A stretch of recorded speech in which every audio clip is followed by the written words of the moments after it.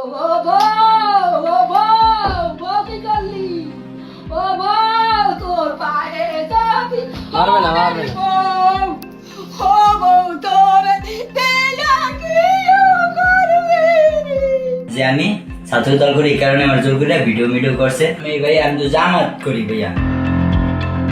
নিজের সন্তানের মতো আগলে রাখেন ছেলের বউকে, আর সেই বৌমাকে ঘরের ভেতর অন্য এক পুরুষের সাথে হাতে নাতে ধরলেন শাশুড়ি।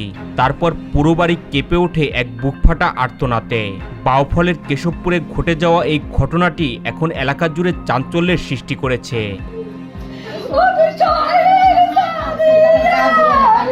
দাদি দাদি এরা কান্না লাগলে বড় করছে আমি কেমনে ওই ছেলে লাগে আলে আসবো রে ওই সর্ব ছেলে লাগে খালি লাগে কোলাকে তো কে লেগে আইছো ওই ছোট্টা ছেলে মালাতে কে লেগে তো আইছো ওই খালি লাগে করে কই না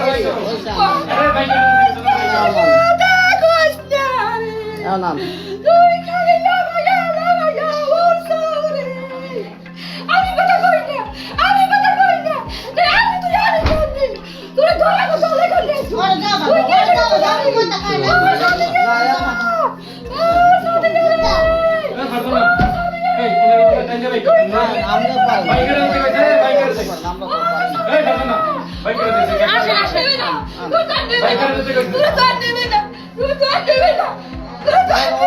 খারাপ করবেন না,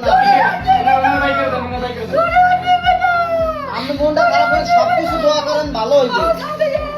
স্থানীয় সূত্রে জানা যায়, স্বামীর অনুপস্থিতি আর একাকিত্বের সুযোগে ধীরে ধীরে অন্য এক পুরুষের সাথে সম্পর্কে জড়িয়ে পড়েন এই গৃহবধূ। প্রথমে সাধারণ কথা, তারপর বন্ধুত্ব, আর সেই বন্ধুত্ব গড়ায় গোপন সম্পর্কে।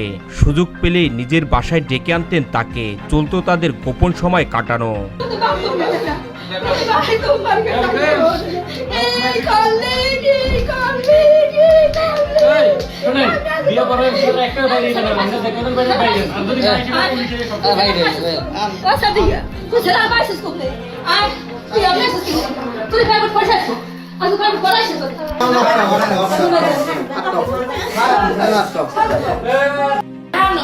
এই মেয়েটার যে ড্রাইভার আমার যে শাশুড়ি আমার মা এখন যে পলিথিন দেখতে আসি আমরা যে মেয়ে দিব আমরা একটা ফাইসে যাই না আব্বাই কলা কাটতে। কিন্তু প্রবাদ আছে, চোরের 10 দিন আর গৃহস্থের একদিন। সেই দিনও ঠিক তেমনই ছিল একদিন।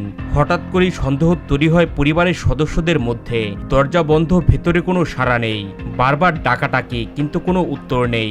এরপর দরজা খোলা মাত্রই যে দৃশ্য সামনে আসে, তার জন্য কেউই প্রস্তুত ছিল না। এই নির্বাচনের সময় রাজনীতি মাসুদ সাহেবের রাজনীতি করছিলাম, কিন্তু এরা এই মুহূর্তে আমার সময় খারাপ দেখে এরা আমার জোর করে কইতেছে যে আমি ছাত্র দল করি, এই কারণে আমার জোর করে ভিডিও করছে। কি লেগে তো কইতেরি না করিয়ে নিয়ে শুনছি যে পোলাপানি কইতেছে এবার ফেসবুকে ছাগিয়ে দেবে আমি ছাত্র দল করি। তবু কি একসাথে ধরছে না, তোর রাস্তা আলাদা আলাদা পাই একখানে করছে। মোগলে একসাথে ধরছে বলতে আমরা দুজনে দুই আনা ছিলাম, দূরে ছিলাম, কিন্তু আমার ধরছে। ঘরের ভেতর হাতে নাতে ধরা পড়েন এই গৃহবধূ ও তার কথিত প্রেমিক তারেক। মুহূর্তে উত্তেজনা ছড়িয়ে পড়ে পুরো এলাকায়। শাশুড়ি, যিনি এতদিন নিজের মেয়ের মতো আগলে রেখেছেন তাকে, তিনি ভেঙে পড়েন বুকফাটা আর্তনাদ, কান্না আর বিলাপে। নিজের ছেলের সাথে এমন বিশ্বাসঘাতকতা কিছুতেই মেনে নিতে পারছিলেন না তিনি। এই কাকি সরেন দুলা ওই ওই দূর কাকি ওই কাকু একটু এই সাইডে কাকু ওই সাইডে যান। আপনি কিছু বলতে পারবেন না, আপনি কিছু বলার না আমাকে কি করবো আর বউ এদিকে আটক হওয়ার পর তারেক স্বীকার করেন এই গৃহবধূর সাথে তার দীর্ঘদিনের সম্পর্ক ছিল। তবে ঘটনার পর এটি নতুনভাবে মোড় নেয় অন্য একটি বিষয়ে। তারেক অভিযোগ করেন তাকে নাকি জোর করে একটি রাজনৈতিক দলের কর্মী বানিয়ে দেওয়া হয়েছে। তিনি জানান তিনি কখনোই ছাত্র দলের রাজনীতির সাথে যুক্ত ছিলেন না, বরং নির্বাচনে অন্য দলকে সমর্থন করতেন বলে জানান তিনি। না এমনি এই অপরাধটা তোমার হয়েছে, এটা তো তোমার স্বীকার করতে হবে, এটা তো অস্বীকার করা না, এটা তো স্বীকার করারই না। তুই এসএসসি পরীক্ষা দাস না, এসএসসি পরীক্ষা দাস, এসএসসি দাস তখন এই সময় তো তোর এগুলি করা উচিত নেই। যাই হোক, এখন এমনি তোরে দিয়ে যে মানে এই মিথ্যা যে পোস্ট করছে যে তোর নামে যে তুই ছাত্রদল করস, তাই এখন অরিজিনালি তুই তো ছাত্রদলের কর্মী নাম, তুই কি কর্মী এইটাই হচ্ছে শেষ কথা, এটা কইয়া দে। আমি তো জামাত করি ভাইয়া, আমি থাকি যে শাকিল বেল লাগে আর উমর বেল লাগে, কিন্তু এরা এই সময় খারাপ সময় দেখিয়া আমারে জোর করিয়া ভিডিও করাইয়া আমার স্বীকার করেছে যে আমি ছাত্রদল করি, এই কারণে আমার ভিডিও করে ছাত্রদল পুরস্কারে ছাড়িয়ে দিয়েছে। বুঝলি মানে এখন যে একটা মানে তোমার এই মানে একটা ইসে মানে অকারেন্স একটা তোমার ইসে আইছে গায়ে আইছে, এখন আর এটার দায়ভার হারা নিতে চায় না, এই জন্য মানে ছাত্র দলের নাম কয়ে ছাড়ছে এটা। আচ্ছা ধন্যবাদ ভাই সত্য কথা বলার জন্য। ঘটনাস্থলে এসে উপস্থিত হন এই গৃহবধূর মা। ভিডিওতে দেখা যায় তিনি উভয়কে শাসন করছেন। পরিস্থিতি যখন পুরোপুরি নিয়ন্ত্রণের বাইরে, চারিপাশে মানুষের ভিড়, মোবাইলে ধারণ করা হচ্ছে পুরো ঘটনাটি।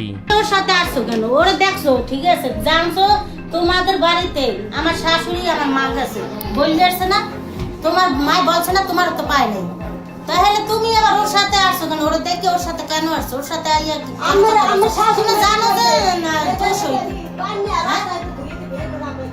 না, জানো যে দোষ হইবে, মেয়ের সাথে কথা বললে আমার দোষ হইবে। আর মেয়েরও বললে দিছে যে কোনো সময় ওগুলোর সাথে তুই কথা বলবি না, কারণ তোমার মা অপমান করছে আমার এই শাশুড়ির আমার মায়ের। আমরা তো বলছি বুঝনের মাধ্যমে যাতে যে হ্যাঁ ছেলেটাও ফেরে আমার মেয়েটাও ফেরতে পারে। হ্যাঁ ভিতরে হ্যাঁ যে অপমান করছে বলার মতো না, তারপর আমি বলছি যে কোনো সময় দেখি না যে তোর ওই পোলার সাথে কথা বলতে বা শুনি না যে খবরদার, তাহলে অবস্থা খারাপ আছে। এবার আমি মারছি ওরে, তাহলে তোমাকে কথা এরকম হবে। কারণ এখন আজকে কি ঘটনা ঘটাইছো, কিসের জন্য ঘটাইছো এই কথা, এই ঘটনাগুলো কিসের জন্য ঘটাইছো? মান সম্মান মানিজত নাই আমাকে? হ্যাঁ তুমি কেন ওর সাথে কথা বলতে গেছো? তুমি বলে ভালো কাজ, সবাই বলতে ছেলে ভালো মেয়ে খারাপ, তুমি কেন ওর সাথে আসছো কথা বলতে? হ্যাঁ বলো, কথা বলো না কা? তাহলে আমার মেয়ে তো আমার মেয়ে তো যায় না তোমার সাথে দেখা করতে, তুমি কেন আসছো ওর সাথে দেখা করতে? তাহলে এরকম কেন করছো? মান সম্মান কি মানে যেতে আমাদের নাই? একটি ভুল সিদ্ধান্ত, একটি গোপন সম্পর্ক, আর তাতেই ভেঙে যায় একটি পরিবার। বিশ্বাস, সম্পর্ক আর নৈতিকতার এই প্রশ্নে এই ঘটনার কার দোষ বেশি? কমেন্ট করে জানাতে ভুলবেন না। এখন এই দুজনের একালে উপায় জমা দিতে খালে বাসা উচিত। তো এটা আপনারা তো শুনছেন, তাহলে ও কেন ওর সাথে কথা বলতে আসছে? কেন তোমরা একটু মান সম্মানটা কেন মারছো? না যাই তো অহমত তো একটা বিষয়। ও তো পড়তেই গেছে, ও তো পড়তেই গেছে, তাহলে ও দেখতে ও আইছে, আজকে এই কারণে কথা বলতে বলতে হতে এদিকে আসছে। যেটা না হইছে এটাও বুঝি, বাবা অন্য ভাইজন জানে এটাও বুঝি, কিন্তু এক কথা হইলে আর পাঁচ কথা বানায়, আর পাঁচ কথা বানাই তো কইতেছে, শুনতে আছেন তো শোনা লাগবে তো, এটা তো বুঝি। তাহলে তোমরা এই সমস্ত ঘটনাটা কেন করলাম? তুমি জানো না যে কথা বলা নিষেধ তোমাকে? ওরকম পাঁচখানে বই আছে, মেয়েরা কথা বললে কি হয়েছে? সবসময় কোনো কথা বললে এরকম করতে হইবে বা এরকম ইয়ে করতে হবে এমন কোনো কথা নেই। যার ভাগ্যে যা আছে। কথা তো বলছেন আপনার মেয়ের সাথে, এখন কি করবেন? মেয়েরা শোন নাম চাইতেই বলছি যে আপনারা আমি কিভাবে ওর বাপের ছাড়া আমি